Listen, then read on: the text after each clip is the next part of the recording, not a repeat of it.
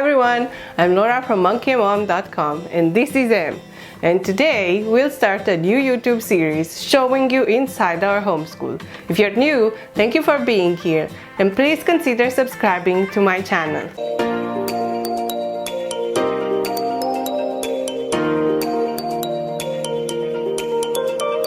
Today we'll talk about math.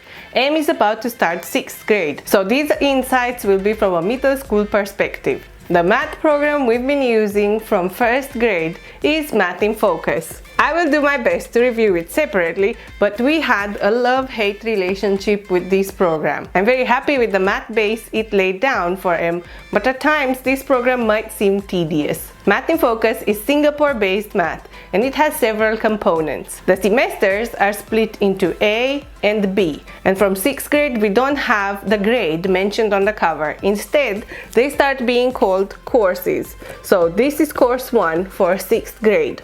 We have a teacher's manual, a textbook, and no workbook. Instead, we'll use a graph paper notebook for solving the practice problems. There are more components that you can buy. We will be using the assessment book they have. So, we're left at lesson 1.4, squares and square roots. I use these sticky notes to know where we left off every time. I don't do any sort of prep work because I don't have much time for that. So most of the lessons are open and go for us. I will just quickly browse the teacher section and sometimes I will read whole sections of it out loud to Em. In the notebook, I usually use the first part as a whiteboard. Homeschooling a single child means that we don't have to explain things to multiple kids or use a whiteboard. So everything goes in the notebook. I already made some simple notes from this lesson, so it won't take too long. Em loves using his colored fountain pens, so you'll see we'll keep switching between them. Also, I have to say we love the paper quality of this notebook. It's from Michael. I will add every links to every product we use in the description below. So let's dive right into the lesson. So today's lesson is about squares and square roots. Em already knows about this, so you will see we'll do some of the exercise orally and some on the notebook. So the lesson is squares and square roots. Sticky note aside. I made some notes. So in the first learn section, you have a square has sides of length 8 centimeters. Find the area of the square. What's the area of this square? 8 times 8 or 8 squared is 64. Yes, or 8 squared, you already know. So the product 8 times 8 is called the square of 8. Do you see? This actually is a square. Yes. And when we go to the cube, it will be a cube. So you'll have to find the area. 5 times 5 times 5 is 125. Yes, exactly. It's pretty cool, isn't it? Yes. So this is 8 squared and we write it like this. 8 is the base and 2, the small 2, is the exponent. Yes. So 8 squared is 8 times 8, which is 64. So the number 64 is an example of a perfect square. What do they mean by perfect square? A perfect square is a square of a whole number. Yes, it's the square of a whole number. You already know all this. Can you give me examples of other perfect squares?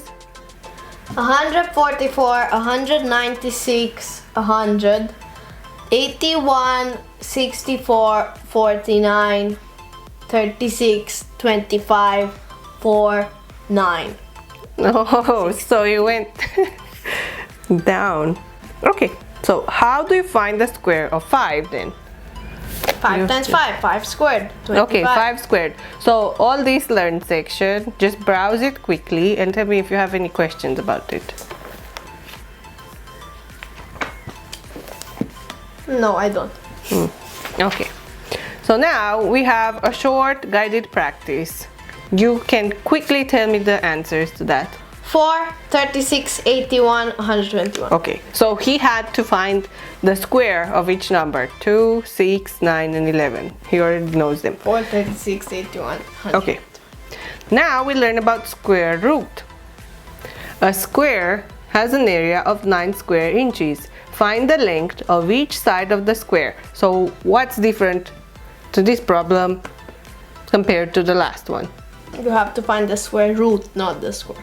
Yes, so they give us the area and we have to find one Of the sides. It's of the 3. sides. 3. How do you know it's 3? Square root of 9 is 3. Square root 3 of 9. times 3 is 9. 3 squared is 9. Okay. So, in order to find the length of a side of the square, you will need to find a number which when squared will give 9. Yes? Yes. How do you do that? We will just have to remember the multiplication Table. facts. Yes, table. So which multiplication fact of 3 will give you 9? 3 times 3. 3 times 3. So the length is 3 inches. If it's any of 3, it has to be 3 times 3 if it's a square. Okay, 3 is called the square root of 9. We can write this. The square root, this symbol means square root. The square root of 9 is 3. And in order to check if we did it correctly, we just need to find the squared, 3 squared. yes, the 3 squared. And see if it's 9. And see if it's 9. We already know it's 9. On the next page, we have to find the square root of 100. So 10. how would you think? 10 I because... already gave it in the examples. Okay, we know it's 10 because we know That 10 times 10 is 100. that. Oh, but if you have a number that you don't know the multiplication tables of, then we can use the second method by prime factorization. You already know how to do it. We just find all the prime factors of And 100. split them evenly. Yes, and we split them evenly to have a square, right? Yes. So now we have two methods through which we can find the square root. One is for the numbers we know, we use the Method 1, method 1, which is what? which is multiplication. Multiplication facts. And for the numbers we don't know the multiplication tables of, like we don't know what number times the same number gives us the result. We use method 2 by prime factorization. Exactly. So we have another short guided practice where you have to find the square root of each number. 5, 8, 5. 12, 14.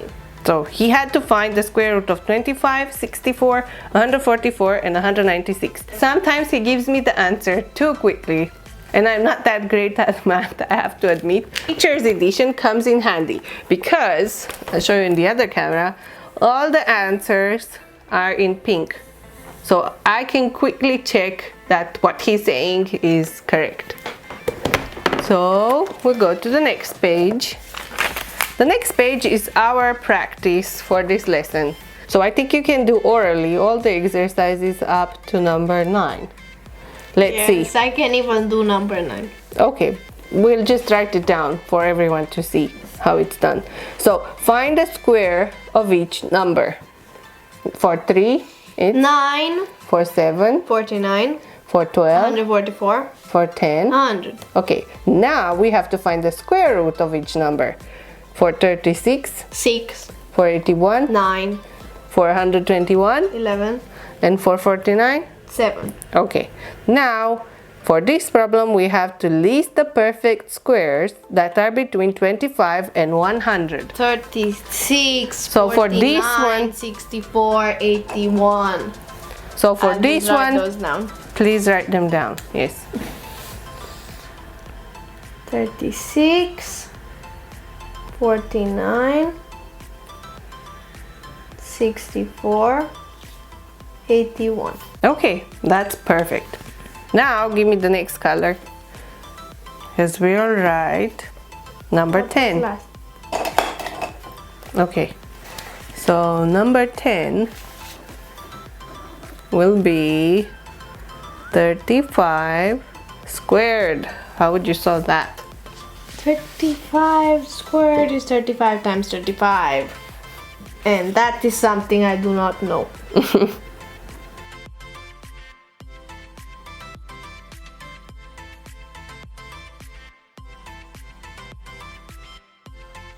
$1,225. That's correct. Okay, let's do the next exercise. Number 11. Give me the color. Next color is black. Okay. So number 11. Another big square. 56 squared. Ooh.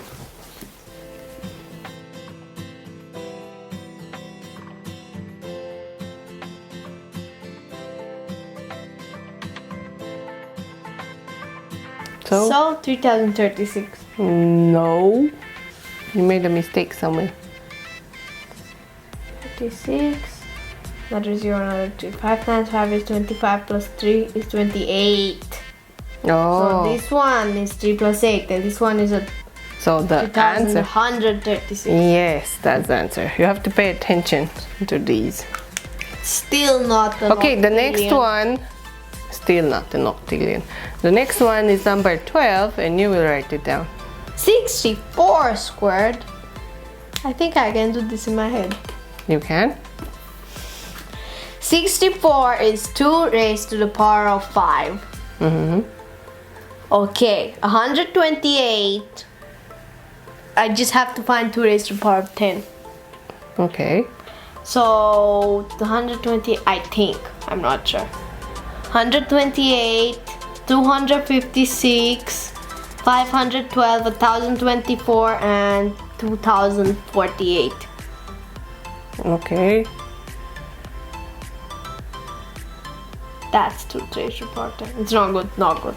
Has to be bigger than this. Yes. That's 4096. Yes, 4096. This is not 2 raised to the power of 5. What is it? It's 2 raised to the power of 4. I have no idea how you've done that. No, I don't know. I just doubled 2048 one more time and I got 4096. So how did you know it was the right answer? Because 64 is a power of 2, so it's 2 raised to the power of 5. So I can keep raising the 2 to higher powers until I hit the right answer. That's pretty And awesome. when I saw that 2048 was too little, I just doubled it one more time. Okay, so we've done 12. Now 13. 13 square root of 289. What do you have to do now? Prime factorization. Okay, write number 13.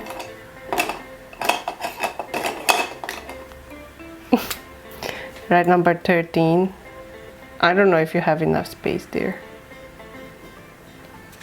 And I'll write 280. No, write the whole thing. 489 square root. Square root of 289. Yes. Okay, 200. Oops.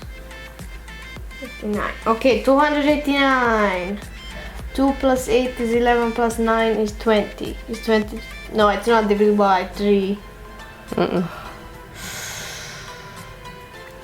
What is it divisible by? I don't know. We have Not to by figure out. 5.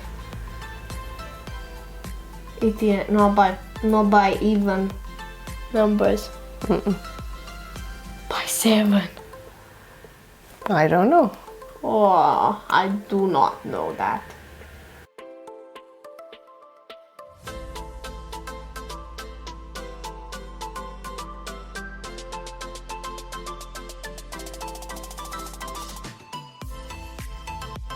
So the result is 17. oh.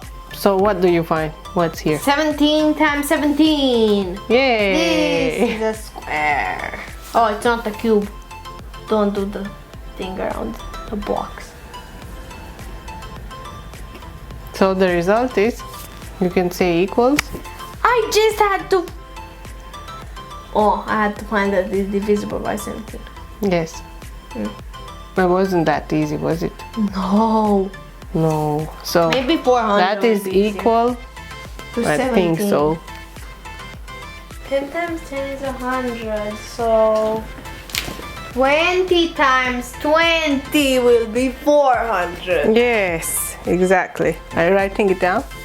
Not really. No. Okay. 484. Okay, that's complicated. Okay. 484 is 4 times 121, 11 times 11. Okay.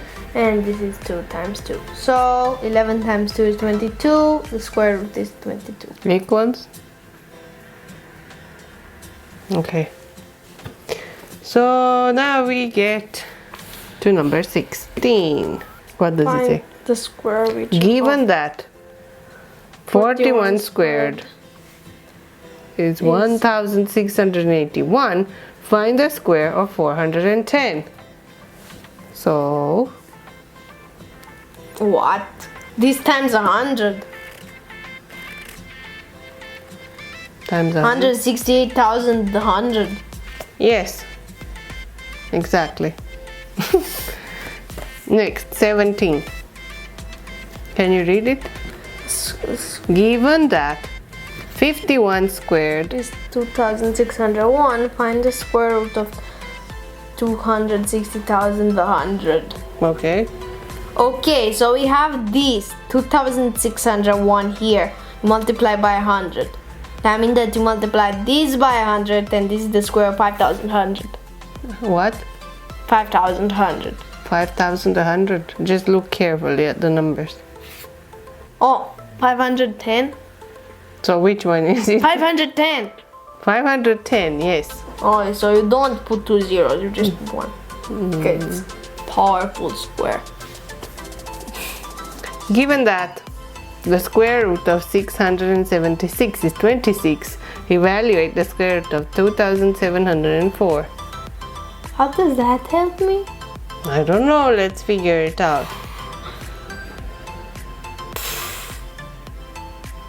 So what do we need to find out? The square root of 2,704. But this also gives us, Square root of 676. which means that these two are related. related. We already have 676, so it needs to be a 4. Yes, it needs to be a 676 times something. The square root of 4 is 2. Yes, the square root of 4 is 2. And that means that the 2 times the square root of 676 is the square root of 2,704. We have to do it with their method, like the factor. And then what's the use of this? What's the use of 676? Let me show you again. 676 times 4. And then this is made of something times something, and this something times something. Find the square root of each of these and you will get the result.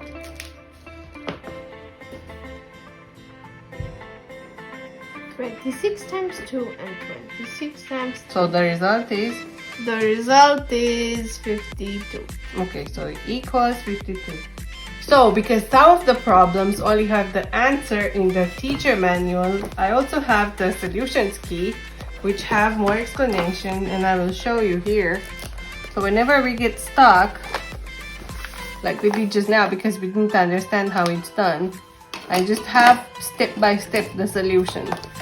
This is the solutions key. So let's see if you can do the next one on your own now. We have 19. Given that square root of 1521 is 39, evaluate 390 squared. How do you do that? 390 squared.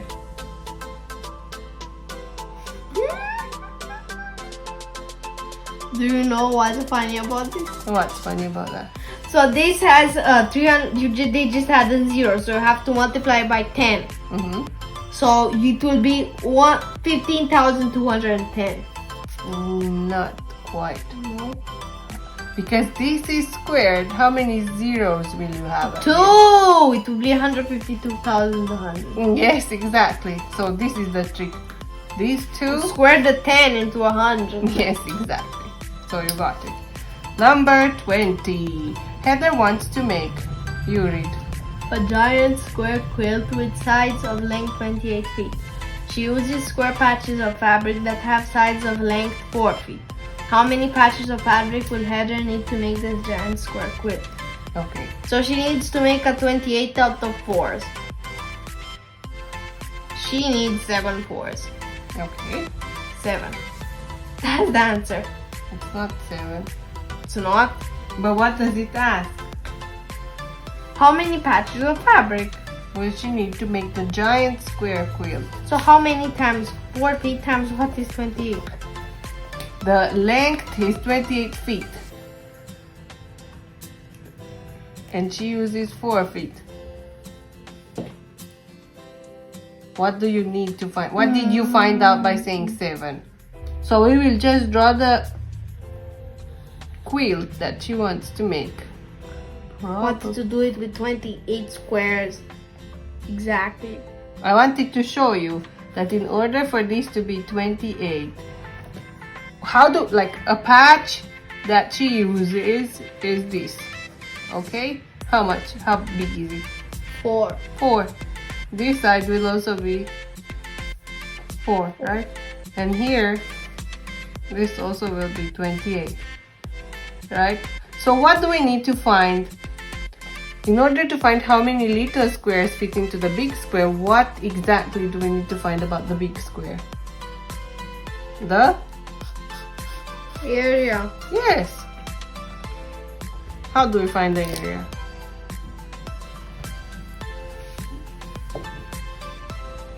Okay, that's the area of the whole big thingy.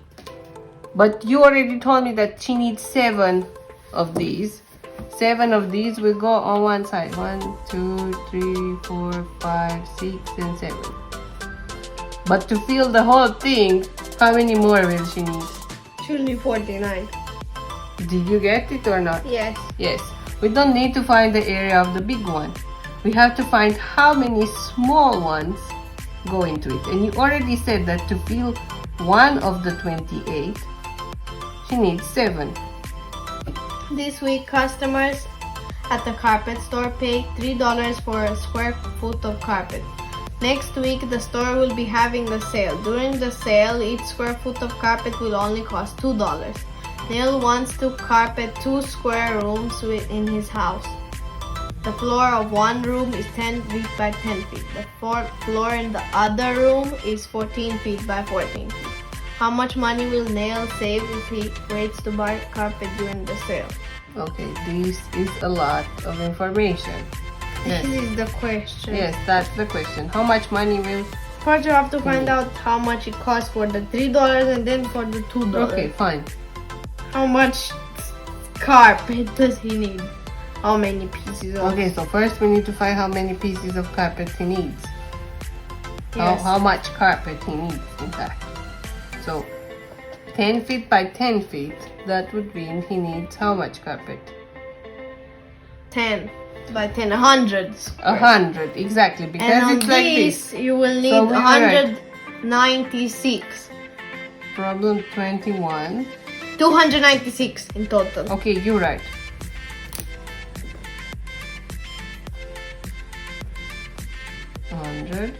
Plus, okay. Okay.